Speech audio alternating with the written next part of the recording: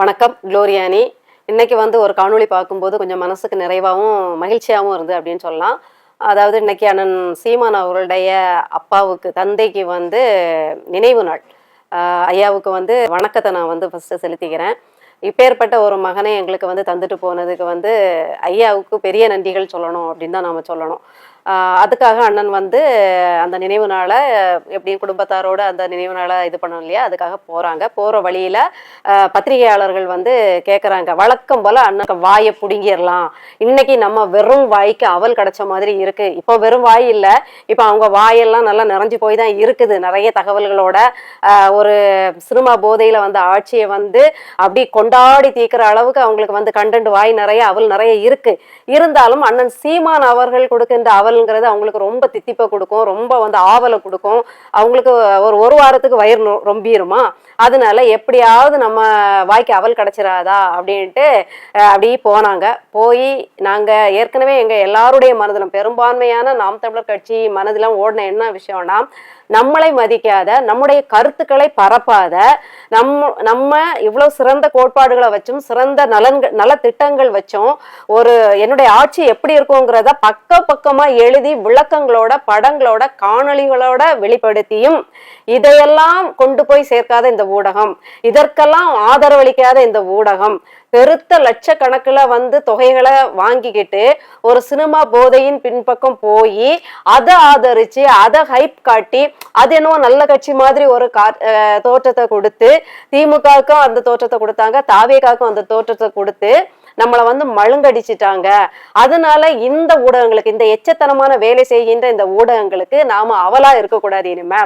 இனிமே அண்ணன் தன்னுடைய அறிவையோ விவேகத்தையோ தன்னுடைய கனவுகளையோ தன்னுடைய திட்டத்தையோ தன்னுடைய சாதுரியத்தையோ இந்த என்ன செய்யக்கூடாது, பொது வெளியில போட்டு உடைக்க கூடாது, இந்த ஊடகத்துக்கு இரையாக கூடாது அப்படிங்கிறது எங்களுக்கு ஒரு பெரும் எண்ணமா இருந்தது. அதை பல தடவை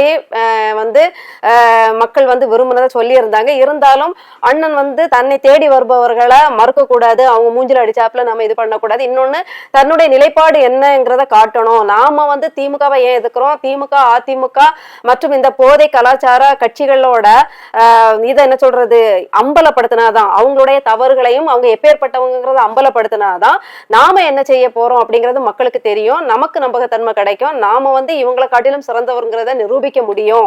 நடப்பு அரசியலை பேசுறதுக்கு நாம ஒருத்தர் இருக்கணும். தினமும் நடக்கின்ற அயோக்கியத்தனங்களை நாம வெட்ட வெளிச்சமாக்கணுங்கிற அந்த உத்வேகத்துல பேச போய் அதையெல்லாம் பரப்பாம அவர் வாயிலிருந்து கோபமூட்டுற மாதிரி வார்த்தைகளை வாங்குறதுக்காகவே கேள்விகளை எழுப்பி அவரை அவ்வளவு என்ன முதுகுல குத்துனாங்கன்னு சொல்லுவாங்க இல்லையா, அவ்வளவு துரோகங்களை இந்த ஊடகங்கள் செஞ்சதுதான் மிச்சம். அதை இந்த கேள்விக்கு அப்புறமா எல்லாருடைய மன உளைச்சல்லையும் அது ஏறி உட்கார்ந்துருச்சு அப்படின்னு தான் சொல்லணும். இனிமே அன்னை ஊடகங்களுக்கு இரையாக கூடாது அப்படின்னு நினைச்சிருந்தாங்க. அதன் பல பேர் வெளிப்படுத்தி இருந்தாங்க, பதிவுகளில் போட்டிருந்தாங்க, காணொளிகளில் போட்டிருந்தாங்க. என்னுடைய மார்க்கத்துல ஒரு வசனம் சொல்லும், பன்றிகளுக்கு முன் முத்துக்களை போடாதீர்கள் அப்படின்னு சொல்லும். அது என்ன அர்த்தம்னா, இந்த பன்றி கூட்டத்துக்கு முத்துகளோட அருமையோ பெருமையோ தெரியாது. மனுஷ பிறவி நமக்கு தெரியும் முத்து எவ்வளவு விலையேற பெற்றது, அது எவ்வளவு ஆடை ஆபரணங்களுக்கு முத்தாய்ப்பா இருக்கும் அப்படிங்கிறது நமக்கு தெரியும். பன்றிக்கு முத்தம் ஒண்ணுதான், கல்லம் ஒண்ணுதான், அது உருண்டு பரலுமே சேரு அதுவும் ஒண்ணுதான். அதுக்கு முன்னாடி நீங்க முத்துக்களை தூக்கி போட்டவங்கன்னா எவ்வளவு பெரிய விலை உயர்ந்த பொருள்னு அதை அள்ளி எல்லாம் எடுத்துக்காது. காலையும் இதையும் வச்சு மண்ணை பீடுற மாதிரி அதை கடிச்சு துப்பி நாசமாக்கி போட்டுரும். அது மாதிரிதான் இந்த பன்றிகள் முன் இந்த அறிவே இல்லாத ஊடகங்கள், காசுக்காக பேசுகின்ற ஊடகங்கள், காசு வாங்கிட்டா ஒரு நடிகரை கூட தூக்கி வச்சு கொண்டாடுகின்ற இந்த ஊடகங்கள் முன்னாடி போலித்தனமான ஒரு நடுநிலையா கூட பேச தெரியாத இந்த ஊடகங்களுக்கு முன்னாடி உங்களுடைய அறிவுங்கிற முத்துக்களையும் உங்களுடைய விவேகங்கிற முத்துக்களையும் உங்களுடைய செயல் திட்டம் அப்படிங்கிற முத்துக்களையும் போட வேண்டாம் அப்படிங்கறதுதான் இதோட அர்த்தம். இது எங்களுடைய பெருத்த எண்ணமா இருந்தது. அதை நான் உங்களை மதிக்கிறேன், உங்களுடைய உணர்வுகளை நான் புரிஞ்சுக்கிறேன் ஆமா நான் வந்து இந்த பன்றிகளுக்கு முன்னாடி முத்தை தான் இவ்வளவு நாளும் போட்டிருக்கேன், நான் இந்த பன்றிகளுக்கு முத்து போடலப்பா, வைரமான என்னுடைய சொற்களை வைரத்தையே வீசி எறிஞ்சிருக்கேன்.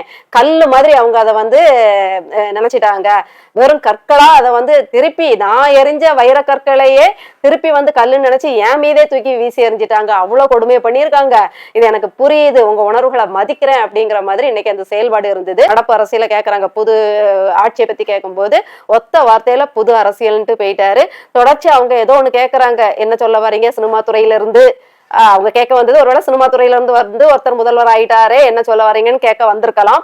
அந்த கேள்வியை முடிக்கும் முன்னாடியே போங்கப்பா வர வேலை இல்லையா, போங்கப்பான்னு சொல்லிட்டு போயிட்டாரு. அதுக்கடுத்து நாம போட்டுக்க வேண்டியது, அவங்களுக்கு எல்லாம் வேற வேலை இல்லையா, உங்க வலைக்குள்ள நான் அகப்படுவேனா, போங்க போங்க அப்படின்ட்டு அவரு சாதுரியமா அழகா வந்து முகத்துல அடிச்சாப்புல வந்து பேசுறேன். ஏன்னா இந்த ஊடகங்களுக்கு இந்த முகத்தில் அறைந்தார் போல் இந்த நிகழ்வு தேவை. ஏன்னா அவ்வளவு அண்ணனை காயப்படுத்தியிருக்காங்க, அவ்வளவு அண்ணனை வந்து தவறா வந்து வெளிப்படுத்தியிருக்காங்க, அவ்வளவு அண்ணனை வந்து அவ்வளவு நல்லது சொல்லுவாரு, எதையும் கொண்டு போகல, விட்டெறிஞ்ச சில வார்த்தைகளையும் கோப கனலையுமே ஊதி ஊதி பெருசாக்கி நாம் தமிழரையே அழிக்கிற அளவுக்கு கொண்டு போயிட்டாங்க அப்படின்னு தான் சொல்லணும். அதனால இன்னைக்கு அண்ணன் எடுத்த இந்த இது எங்களுக்கு ரொம்ப சந்தோஷமா இருக்குது. சத்தியமா இதை பத்தியே ஒரு மணி நேரம் பேசலாம் அப்படிங்கிற மாதிரி எங்களுக்கு வந்து அது ஒரு உத்வேகத்தை கொடுத்துருக்கு. நாங்க இதுதான் எதிர்பார்த்தோம். நன்றி அண்ணா அப்படிங்கிறதையும் நம்ம இந்த காணொலியில சொல்லிடலாம். அடுத்தது அப்படியே வந்து நடப்பு அரசியலுக்குள்ள போயிருவோம். போனீங்கன்னா சட்டசபையில நடந்த ஒரு விஷயத்த நான் வந்து இதுல பேசியே ஆகணும். பெரும்பான்மையை நிரூபிச்சிட்டாரு, வந்துட்டாரு. அப்போ அதுக்கு முன்னாடி அந்த பெரும்பான்மை நிரூபிக்கிறதுக்கு முன்னாடி ஒவ்வொருத்தருக்கும் பேசும் வாய்ப்புகள் கொடுக்கும் போது நம்ம பிரேமலதாக்கா கட்சி மாறி கட்சி தாவுற ஒரு தலைவி இருக்காங்க இல்லையா, பொட்டி வாங்கிட்டு கட்சி தாவிட்டே இருப்பாங்க எப்போ பார்த்தாலும். அந்த விஜயகாந்த் அப்படிங்கிற ஒரு பெரிய மனுஷனோட ஒரு நல்ல பக்கத்தையே சதைச்சவங்க அப்படின்னு சொல்லலாம். அப்படி அந்த பெட்டி வாங்கி பெண்மணி இருக்காங்களே, அவங்க வந்து ரொம்ப புத்திசாலித்தனமா ஒரு கேள்வியை கேட்டாங்க. என்னன்னா, நீங்க வந்து உங்களுடைய ஆஸ்தான ஜோதிடரை வந்து ஒரு அரசியல் பொறுப்பாளரா போட்டிருக்கீங்க, இது எந்த வகையில நியாயம் அப்படின்னு கேட்டிருந்தாங்க. அதோட சேர்த்து என்ன கேட்டிருந்தாங்கன்னா, நீங்க வந்து எம்எல்ஏக்களை வந்து குதிரை பேரம் நடத்தி வாங்குறதா சொல்லப்படுது, இதெல்லாம் உங்களுக்கு அழகா, குதிரை பேரம் பேசி நீங்க வந்து இப்படி எம்எல்ஏக்களை விலைக்கு வாங்கலாமா அப்படிங்கிற மாதிரி பேசியிருக்காங்க. சரியாதான் பேசியிருக்காங்க, ரொம்ப நியாயமா கேட்டிருக்காங்க. ஆனா அதை யாரு கேட்டிருக்கான்னு பாத்தீங்களா, உங்க கட்சிக்கு வரணுமா அப்படின்னா நீங்க எவ்வளவு தருவீங்க, உங்க கூட்டணிக்கு நான் வரணும்னா எவ்வளவு தருவீங்க, கொஞ்சம் வெயிட் பண்ணுங்க, அந்த கூட்டணி என்ன சொல்லுது, என்டிஏ கூட்டணி என்ன சொல்லுதுன்னு பார்ப்போம், கொஞ்சம் பொறுங்க, இந்தியா கூட்டணி என்ன சொல்லுதுன்னு பார்ப்போம் அப்படின்னு பேரம் பேசி 5 வருடங்களுக்கு ஒரு முறை தனியாவும் நிக்க துப்பு இல்லாம, தனியா கட்சியை நடத்த துப்பு இல்லாம, தனியா நின்னு ஒரு எம்எல்ஏ பதவியை வாங்க கூட துப்பு இல்லாம கட்சியை தான் கையாலேயே அழிச்ச இந்த பெண்மணி இருக்காங்க இல்லையா, இவங்க கூட்டணி போறதுக்கு திமுக கூட கூட்டணி போகணுமா அதிமுக கூட கூட்டணி போகணுமான்னு 5 வருடங்களுக்கு ஒரு முறை குதிரை பேரம் பேசுகின்ற இவர்கள் கேட்கறதுதான் நமக்கு வந்து வைத்தறிச்சலா இருக்குது. நான் இந்த பிரேமலதா அவர்களை கேட்கிறேன், ஆமா விஜய் அவர்கள் செய்தது குதிரை பேரமா, ஆமா குதிரை பேரம் கூட சொல்ல முடியாது, சொல்ல போனா டிராகுலா பேரம் கூட சொல்லலாம், இல்லைன்னா வந்து என்ன சொல்றது காண்டாமிருக அளவுக்கு பேரம் கூட சொல்லலாம், யானை அளவு பேரம் கூட சொல்லலாம். நீங்க ஒவ்வொரு தடவையும் 5 வருடத்துக்கு ஒரு தடவை கூட்டணிக்காக பேரம் பேசி போய் பொட்டி வாங்குறீங்களே, அது என்ன கழுத பேரமா? அதான் கழுத கெட்டா குட்டிச்சோர்னு சும்மாவா சொன்னாங்க? அதான் எனக்கு அதுதான் ரொம்ப கோபத்தை மூட்டுது. யாரு கேக்குறாங்கன்னு பாத்தீங்கன்னா, அவங்க அதுலயும் மோசமா பேரம் பேசுற ஒரு பேரம் பேசுறதுல கில்லாடின்னு கூட சொல்லலாம். அந்த அளவுக்கு அவங்க பெரிய ஆளு. இது ஒரு சுவாரஸ்யமா. அடுத்தது பாத்தீங்கன்னா, சௌமியா அன்புமணி ராமதாஸ் அவர்கள் பேசினாங்க, அப்படி பெண்களுக்காக அப்படி செய்யணும், எங்களுக்கு பேரம் பேத்தி இருக்காங்க, அவங்க வாழணும், அவங்க நடமாடணும், அப்படியாக்கும் இப்படியாக்கும், போதை டாஸ்மாக் கடைகளை மூடினதுல 3000 கடைகள் மூடினதுக்கு நாங்க தான் காரணம், அத்தனை டாஸ்மாக் மூடுறதுக்கு போராடியது நாம் தமிழர் கட்சி, அத்தனை டாஸ்மாக்களை அதிமுக ஆட்சியிலும் திமுக ஆட்சிகளையும் மூட வைத்த பெருமை கொண்டது நாம் தமிழர் கட்சி ஆட்சி. ஆனா அறுவடை பண்றது எல்லாமே அடுத்தவங்க. இவங்க எந்த போராட்டம் பண்ணியும் ஏதோ ஒரு தடவை 2 தடவை போராட்டம் பண்ணி நாங்க பாத்திருப்போம். மத்தபடி நாள் முழுக்க டாஸ்மாக்கு எதிராக போராடுறது நாம் தமிழர் கட்சி. ஆனா இவங்க சொல்றாங்க நாங்க வந்து 3000 கடைக்கு மேல மூடணும்ட்டு. எப்படிதான் இவங்களுக்கு அண்ட புழுகு தெரியும்னு நமக்கு தெரியல. அடுத்தது பாத்தீங்கன்னா அந்த பாலியல் வன்கொடுமைக்கு எதிராக பெண்கள் பாதுகாப்புக்கு பேசுறாங்க. இன்னைக்கு ஒரு எம்எல்ஏ ஆனதும் தான் அவங்களுக்கு பேரம் பேத்தி இந்த உலகத்துல எப்படி வாழணும்னு தோணுது, எப்படி வாழ்வாங்கங்கிற ஒரு அச்சம் வருது. அவருடைய தலைமுறைகள் எப்படி இந்த ஒரு போதையான கலாச்சாரத்திலையும் போதை சமூகத்திலையும் பாலியல் வன்புணர்வு செய்யக்கூடிய சைக்கோக்கள் சமூகத்திலையும் எப்படி எங்க பிள்ளைங்க நடமாட முடியும்னு இன்னைக்கு எம்எல்ஏ ஆனதான் ரொம்ப புத்திசாலித்தனமாக அறிவுபூர்வமாக நயமாக கேட்கறாங்க, நியாயமாக கேட்கறாங்க. ஆனா இத்தனை வருட காலத்துல உங்கள் மாமனார் உங்களுடைய கணவர் நீங்க எல்லாம் சேர்ந்து என்ன போராட்டம் பண்ணீங்க? ஒப்புக்கு சப்பானியா மணிப்பூர் கலவரத்துக்கு ஒரு போராட்டம் பண்ணுவீங்க, ஒப்புக்கு சப்பானியா நிர்பயா இதுக்கு ஒரு போராட்டம் பண்ணுவீங்க, ஒப்புக்கு சப்பானியா ஆஷிபாக்கு ஒண்ணு பண்ண. அப்படி எது அதிக அளவு பேசு பொருளாச்சுதோ, எது ஒரு பெரிய அலையை உருவாக்கிச்சோ தாக்கத்தை உருவாக்கிச்சோ அதுக்கு மட்டும் நிப்பீங்க. ஆனா மூல முடுக்கெல்லாம் சந்து பொந்தெல்லாம் என்னென்ன அநியாயம் நடக்குதோ, என்னென்ன பாலியல் வன்கொடுமை நடக்குதோ அத்தனைக்கு களத்துல நின்று போராடுறதும் நாம் தமிழர் கட்சி தான். சிலதுக்கு களத்துக்கு நின்று போராட முடியாட்டா அறிக்கை வாயிலாகவோ இல்ல அந்தந்த பொறுப்பாளர்கள் வாயிலாகவோ போராடுறது, கண்டன அறிக்கைகள் கொடுக்கறது, இல்ல அந்த கமிஷனர் ஆபீஸ்ல போய் இத எப்படியாவது ஒரு பாதுகாப்பு கொடுங்க, இதுக்கு ஏதாவது பண்ணுங்கன்ட்டு ஒரு புகாரை கொடுக்கறதுன்ட்டு எப்பவுமே உயிர்ப்போட இருக்கிறது நாம் தமிழர் கட்சி தான்.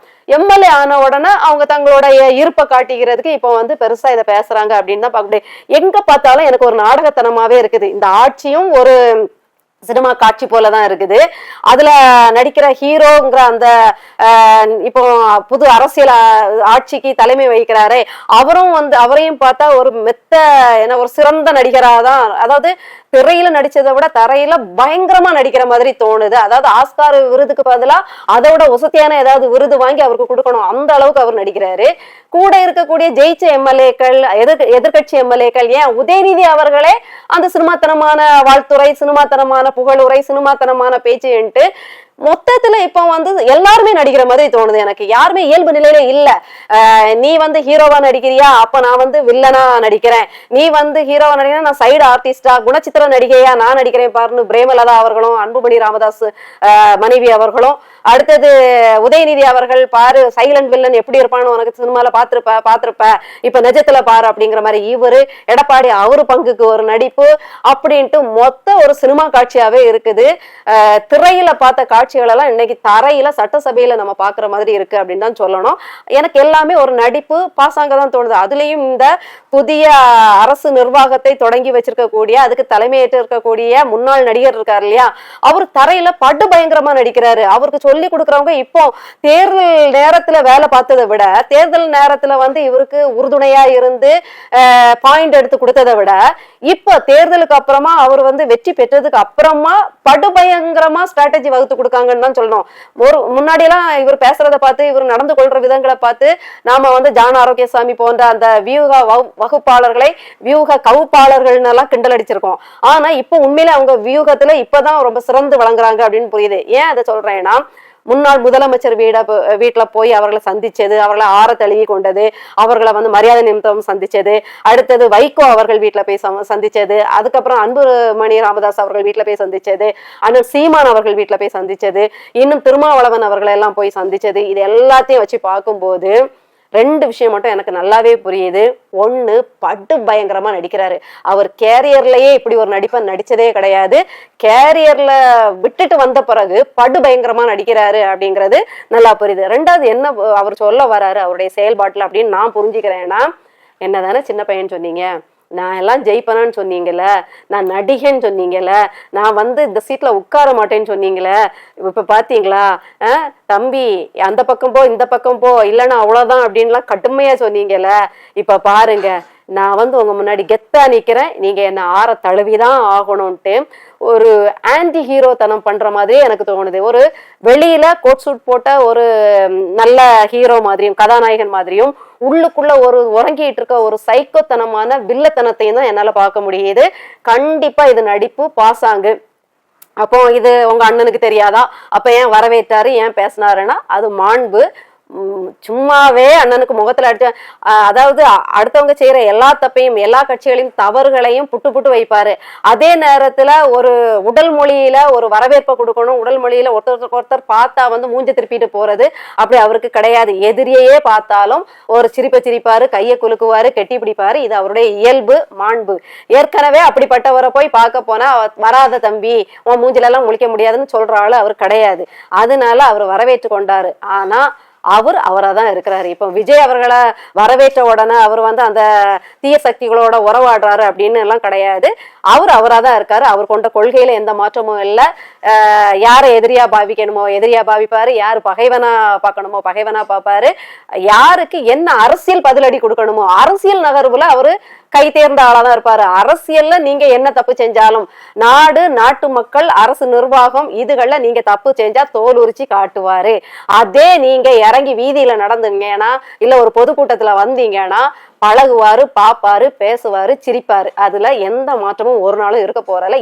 இதை நாம ஏத்துதான் ஆகணும், பழகிக்கணும் அப்படிங்கிறதுதான். ஆக மொத்தத்துல வந்து நடிகர் வந்து திரையிலையும் நடிச்சிட்டு தான் இருந்தாரு, இப்ப தரையிலையும் நடிச்சிட்டு இருக்காருங்கிறது தான் எங்களோட பார்வை, என்னோட தனிப்பட்ட பார்வை. நீங்க வந்து அப்படி புலங்காகிதம் அடைகிற அளவுக்கு அவருடைய ஆணைகள் என்ன வந்து இம்ப்ரெஸ் பண்ணவும் இல்லை. நீங்க புலங்காகிதம் அடைகிற அளவுக்கு அவருடைய எந்த ஒரு செயல்பாடுகளும் அவருடைய அரசியல் நகர்வுமே எனக்கு ஆரோக்கியமானதாகவோ இல்ல அவருடைய நற்பண்புகளை வெளிப்படுத்துவதாவோ எனக்கு தெரியல. அவர் வந்து அபட நாடகத்தை நடத்துறாரு. அப்படியே திமுகவின் நீட்சியா திமுக என்னென்ன காய்களை வந்து அழகா நகர்த்துமோ அதை விட ஒரு ஸ்டெப் மேலவே போய் படுபயங்கரமான நகர்வுகளை நகர்த்திட்டு இருக்காருன்னு தான் தோணுது. அதாவது ஒரு வாக்கியம் அடிக்கடி வந்து சமூக வலைதளங்கள்ல பார்க்க முடியுது. என்ன பயமா இருக்கா, பயப்படாத, இன்னும் படுபயங்கரமா இருக்கும் அப்படின்னு ஒரு வாக்கியத்தை அடிக்கடி பார்க்க முடியுது. அதுதான் நானும் சொல்றேன். பயமா இருக்குதா, இல்ல ரொம்ப சந்தோஷமா இருக்கீங்களா, பயப்படாதீங்க, ரொம்ப சந்தோஷமும் பட்டுறாதீங்க. ஏன்னா வரப்போற காலங்கள் இன்னும் படுபயங்கரமா இருக்கும்.